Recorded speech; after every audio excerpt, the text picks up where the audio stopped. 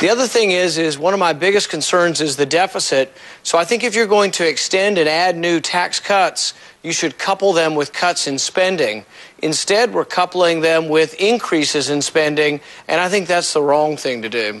He will be the senator, of course, from Kentucky in January. Eric, the spending increases he's talking about is extending the unemployment insurance benefits, which would add to the deficit. Some people would say it's the right thing to do in a bad economy, but if you don't offset the cost for it, you're adding to the deficit. Right. You know, remember the big hoopla several months ago when the Republicans rolled out their pledge to America where they promised to cut spending and do all these things with unemployment benefits. If they vote for this package, they've broken their pledge before they even take the majority. I don't know how they're going to do it. Rand Paul, though, you're absolutely right. Mitch McConnell wants this vote now because not only does he think he can't get as good a deal in January, but he wants to start. Even when there are more, he can't get as good a deal when there are more Republicans around. Yeah, he can't get as good a deal because they are afraid. The Republicans, particularly the Senate, are desperately afraid that the Tea Party guys like Rand Paul and Mike Lee are going to make them look bad. This is the same thing if you go back to health care. Remember, Democrats had the numbers. Scott Brown wins in Massachusetts. It was like, oh my God, what's going to come down? But his victory actually forced those conservative Democrats to get in line and actually back it. So this is the same thing in reverse. Is there any evidence, John, that Washington is any different after the election? You could argue the president seems to be moving to the center a little bit. That is different. Yes. But in terms of, here's some candy, tax cuts for you,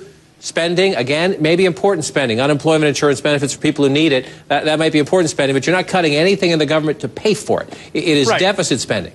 Right. There's no tough decisions here. It's forging bipartisan compromise with $900 billion in taxpayer candy isn't exactly something for a victory lap. And I appreciate Rand Paul actually being consistent. We had a big debate about the Deficit Commission all last week, and it was immediately forgotten conveniently in Washington. We do need to be consistent about focusing on the deficit and the debt. And I hope, Joe, that the folks on the right who are opposing this bipartisan compromise on tax cuts aren't just motivated by a no-Obama impulse, but actually are serious about the deficit and the debt. And let's see them start doing something about that when they enter Washington. That's interesting, John. John Avalon just said he appreciates Rand Paul being... I was just going to say, Mr. Erickson is taking notes. Mr. Erickson is taking notes. He's going to save that one for another day.